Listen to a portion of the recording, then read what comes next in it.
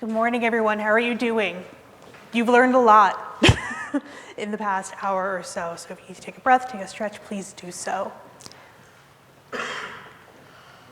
My name is Lindsay Morgia. My pronouns are she, they. I'm the founder of The Data Coach based in Denver, Colorado. It's me. I'm the data coach. I'm the only one here. I so appreciate you having me today, and I'm very excited to talk to you about starting where you are, turning what you already have into meaningful insights. I want to start with a little story.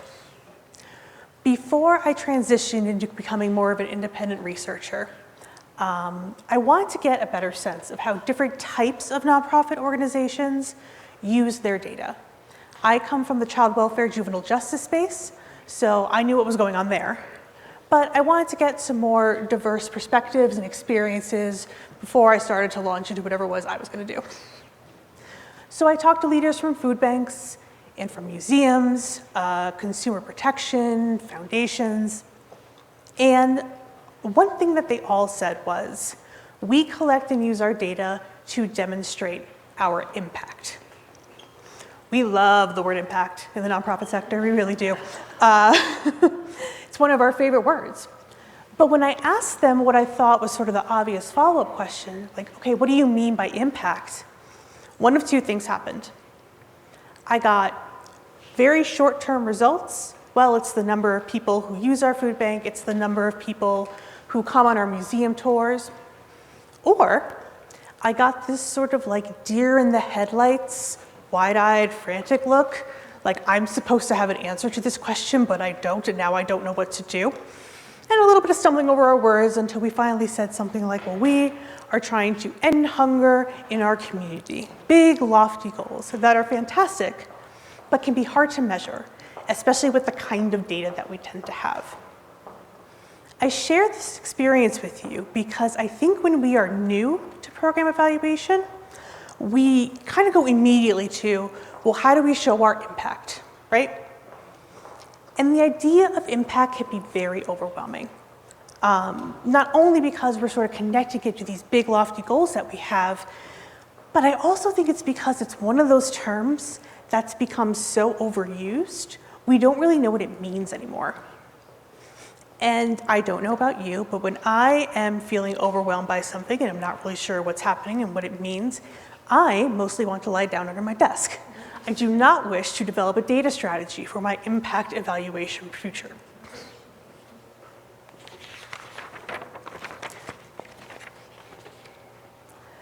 This is Evaluation 101.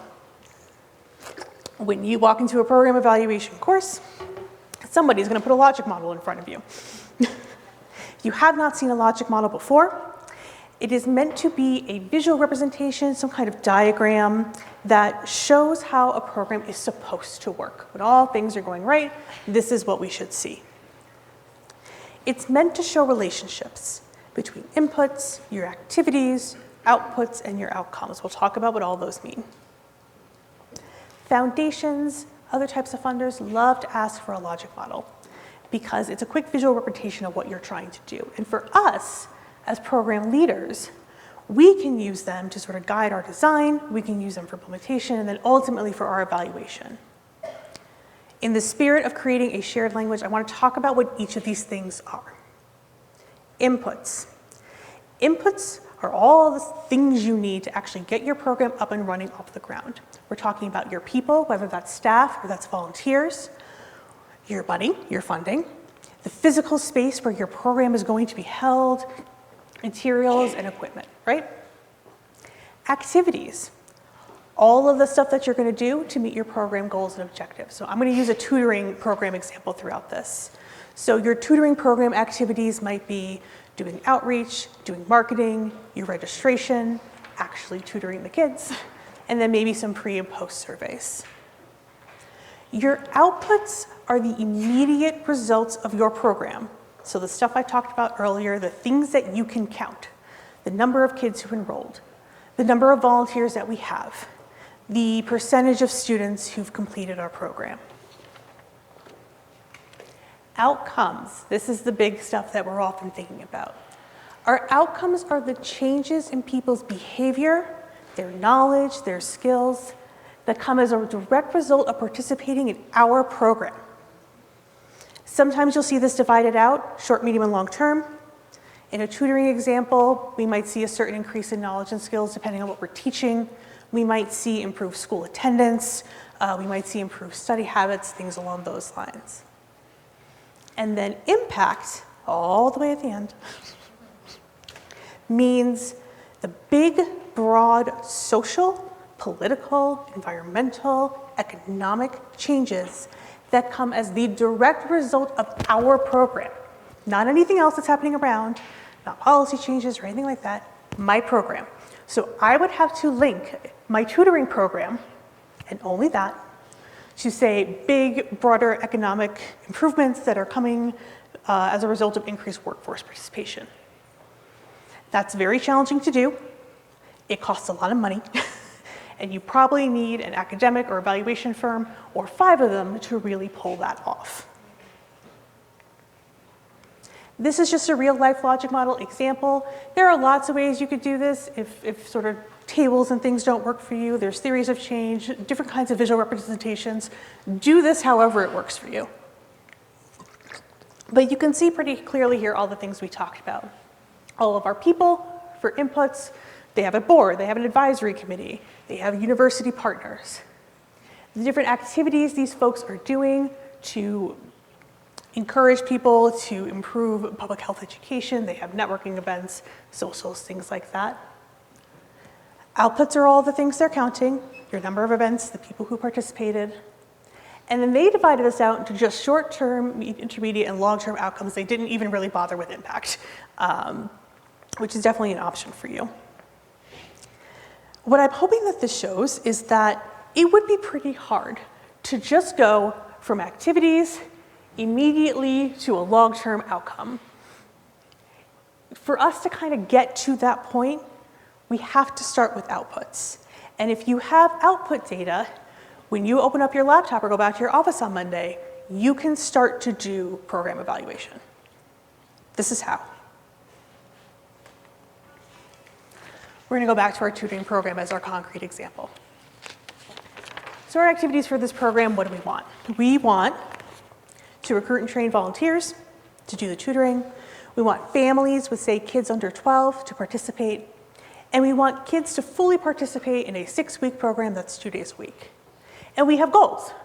We want 100 tutors. We want 500 kids. And we have some goals for our retention as well.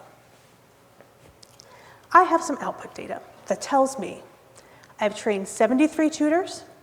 I have 361 kiddos enrolled. At about 3 weeks, I've got a good retention rate of about 90%, but something is dropping off around week 6, and I got a 72% retention rate. As the program manager, as the program leader, the questions that I would have, just based on these 4 little pieces of output data, I've got a lot of them.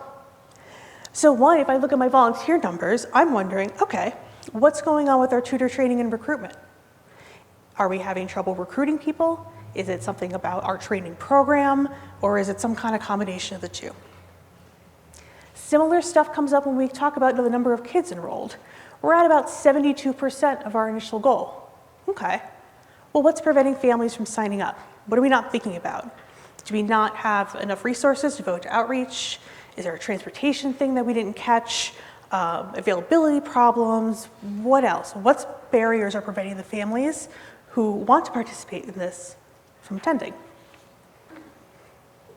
And then our retention rates. Okay, we look pretty good at 3 weeks, but what's going on between week 3 and 6? My questions, are we having challenges with tutor retention? Is it something about the curriculum that we've developed that's creating challenges between weeks 3 and week 6? Did we forget about a couple school vacation weeks when we were planning this? And now based on those questions that I've asked, again, just 4 data points, I've got actions I can take to start solving problems. So for the volunteers, I'm going to go talk to my staff who's responsible for volunteer recruitment. Where have we had the most success with recruitment? Should we go back to those locations? I'm going to talk to some of my current volunteers. Tell me what's going on. Do you want to recruit your friends and family? What was your experience in our training program? What can we do to do better and recruit more people? What's been the feedback on the training? Are people dropping out? what can we do to kind of adjust this so that more people are retained? Do something very similar with our family enrollment. What are the staff hearing about the challenges? What are our families saying about the challenges, the people who have already dropped out? Is there anything that we can do to alleviate some of the barriers for families with the resources we have? And if not, what resources do we need to support the families that we want to provide services to? And then, when it comes time to grant reporting, and the funders want to know what we've been doing all this time, I can then go and talk about our output data, tell them how we used it to identify our recruitment and retention problems, tell the story of what we did to address those problems, and explain to our funders what other resources we need to keep the program on track to achieve its goals. And what is good program evaluation, if not using your data to identify potential problems, finding solutions in real time to best serve the communities? What else can you do with our output data? If you are with an agency and organization that does benchmarking, a lot of the times you're using your output data to compare yourselves to similar organizations. And if you could show that you're doing the work that you do at less cost, it's a pretty good way to secure your funding in the future. Output data also shows accountability. This is the kind of data that shows up in things like annual reports and grant reports all of the time. And so using that kind of data to evaluate what you're doing is really signaling a sense of transparency to everyone who is involved and has a stake in your organization. And then finally, ensuring equitable access. If you are collecting demographic information, that is the kind of data that's going to show you whether or not you are successfully reaching out to all the communities and neighborhoods and groups that you intend to reach out to. You have to start somewhere. It's with this kind of output data. Now, if your program has been around for long enough, you probably have some outcome data kicking around that can help you evaluate, again, the program where it is now and inform your future decision making. So if you have ever sent a post-program survey, and any of those questions in that survey are open-ended questions asking about what did you learn? What changes have you made? What will you do differently as a result of this program? That's outcome data. You already have it.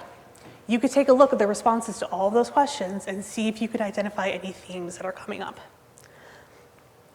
Interviews and focus groups. I like to keep it simple. If you're chatting with your program participants in the hallway and you're asking them questions as simple as, hey, how's it going? What was going on with the class today? What have you learned? What would you change about this program if you could? You're doing informal interviewing to collect outcome data. You can formalize that if you want in the future, sort of have a set of questions that you want to ask people, take more formalized notes. But again, we're starting where we are. If you're already starting with these basic conversations, use that to inform what you're doing. Your observational data, what are your staff telling you? What are your volunteers telling you? Are they noticing changes in behaviors or attitudes over time in any particular direction? Even if we're not writing things down initially, those informal observations and conversations can be a launch point to start doing more formal work, doing client observations, doing it a little more systematically. And then finally, your testimonials, your success stories, the things that you put in the annual reports, or you want to put in the grant reports, or you post on social media, kind of similar to your post-program surveys. Those are all examples of outcomes and how people's lives are being changed as a direct result of your program. Bring those all together. What are you noticing? What's coming up over and over again? You have the outcome data, you can start using it now. To wrap it up, if you are new to program evaluation, please do not jump directly into the impact pool. We do not need to do that. Don't stress yourselves out. You can start today with data that you already have that can help you make informed decisions about your program direction and ensure that you're meeting the goals that you need to meet over time.